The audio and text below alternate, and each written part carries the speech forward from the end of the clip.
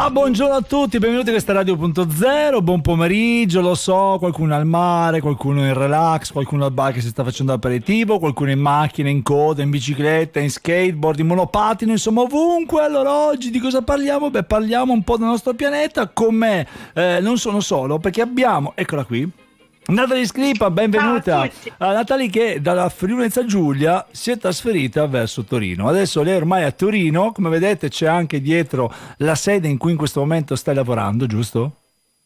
Esattamente, ecco. Sì, sono a Torino alla Via Libera, che è il giornale di Libera, l'associazione contro le mafie e del gruppo Bele. Insomma, ha già detto quasi tu, ci hai spoilerato già tutto, però oggi non parliamo di un tema, ma parliamo di un tema insomma che ti sta molto a cuore, che è quello del nostro pianeta, dell'ecosistema, del bio, insomma, di in qualche modo forse dobbiamo guardarlo in maniera diversa e non siamo ancora stati addestrati bene per così guardare bene il nostro pianeta. Certo, ma diciamo che poi i punti di vista sono diversi, però in realtà il futuro è uno e quindi un po' bisogna fare i conti con questo e soprattutto visto alcune cose che hanno preso anche spazio nel dibattito pubblico di questi ultimi mesi, forse interrogarci su alcune delle prospettive degli scenari futuri e farlo con una platea molto più ampia serve anche per guardare in avanti con un po' il sorriso e anche delle prospettive che siano veritiere. Beh, bella questa cosa, che anche perché tu sei molto, per chi sta ascoltando la radio, molto giovane. Tu hai 22, 21?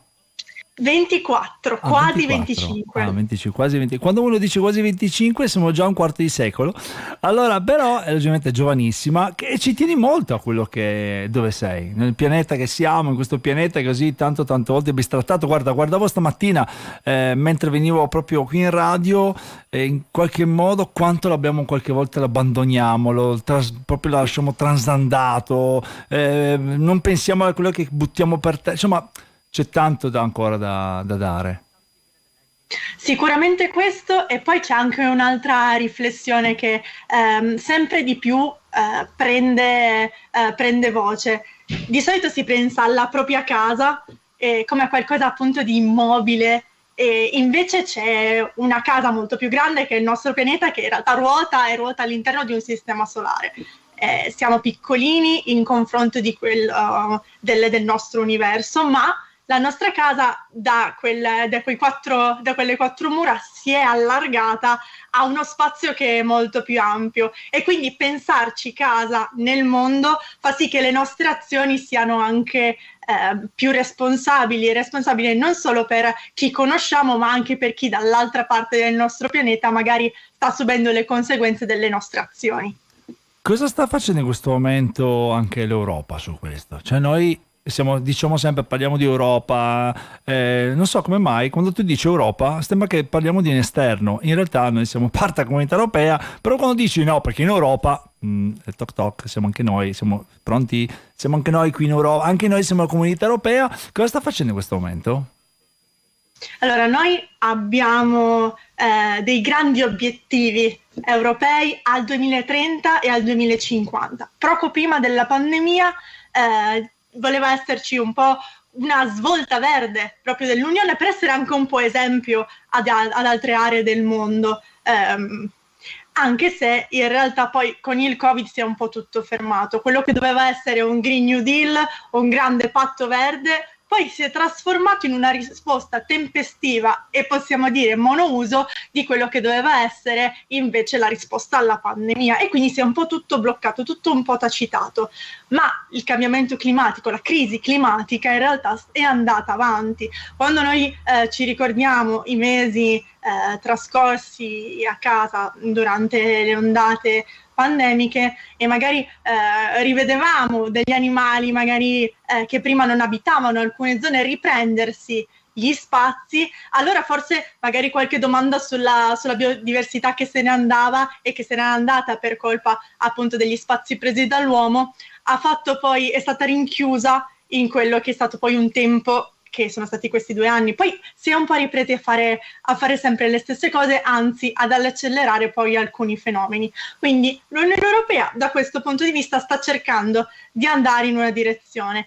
Dall'altra parte ci sono i movimenti ambientalisti che dai Fridays for Future con Greta Thunberg e i famosi scioperi del clima del venerdì fino ad arrivare a delle azioni più eclatanti come possono essere quelli dell'Extinction Rebellion e di Ultima Generazione, ad esempio parlando per il nostro paese, ma ci sono anche esempi all'estero. Ecco che allora si voleva alzare di più l'asticella e per far notare che la crisi climatica c'è, è incombente ed è presente, non può essere declinata al futuro o a solo alcune generazioni, ma è una crisi che riguarda tutti, giovani, anziani, i ricchi e i poveri, tant'è vero che la crisi climatica aumenta le disuguaglianze. Bello. Com'è oggi così, c'è una differenza un po' tra anche, non classe sociali no, però l'età. Le fasce d'età, no? Le fasce d'età forse quelli che sono 25 anni, poi quasi 50 anni, 70 anni. Secondo te, così nella bilancia, chi è che ha in qualche modo più amore per quello che sta succedendo? Credo che più che età sia sensibilità. Per quanto riguarda appunto la quantità di tempo che si può utilizzare per riuscire a denunciare la crisi climatica, di sicuro la fascia giovanile è anche quella che in questo momento sugli schermi appare di più, però anche circoscrivere solamente i ragazzi come quelli che si battono per il clima sarebbe falso, incorretto e soprattutto darebbe la possibilità di dire che è qualcosa che non riguarda tutti. Quindi di sicuro i giovani, per quanto riguarda anche esponenti come Greta Thunberg, sono persone molto giovani che si sono fatte portavoce di una crisi che in realtà riguarda tutti e che vede giovani e anziani insieme per sensibilità su questo tema.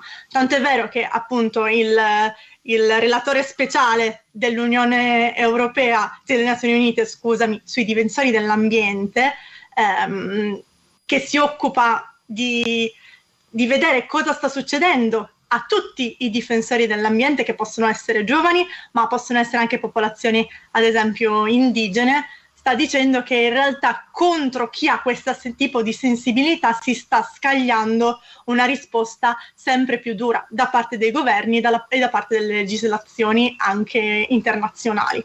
Com'è oggi, ti faccio giusto una domanda, com'è oggi invece scontrarsi con quello che è la società? Nel senso che con i tuoi coetanei, con le persone che incontri, noi sappiamo, logicamente abbiamo sempre idea di Greta, no? Che arriva, questa ragazzina che era veramente piccolina, che è arrivata lì, ha dato quasi uno schiaffo morale, che però sì, ok, da una parte c'è, ma dall'altra parte ci sono veramente tante persone che si sono fatte, tra virgolette, una strada e anche anche dei nemici, perché in qualche modo purtroppo siamo in un mondo dove si parla tanto, ma poi per fare ci vuole molto più tempo.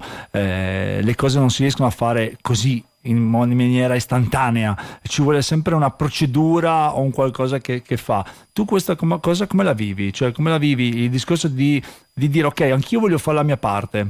Cosa bisogna fare per fare la propria parte? Di sicuro guardarsi prima dentro, poi intorno, nel senso capire un po' qual è il proprio stato d'animo. Ci sono ormai delle condizioni anche, insomma, psichiche, come può essere appunto l'ecoansia, che è un'ansia dovuta alla crisi climatica, ma non è l'unica emozione che si può ricondurre a uno stato di deperimento, ad esempio dell'ambiente circostante, e questo ti fa fare un po' uno scatto e un po' una leva per dire vediamo cosa posso fare, come posso intercettare chi ha magari il mio stesso sentire e quindi mettersi insieme per fare qualcosa di diverso dalla realtà, da quello che stiamo vivendo.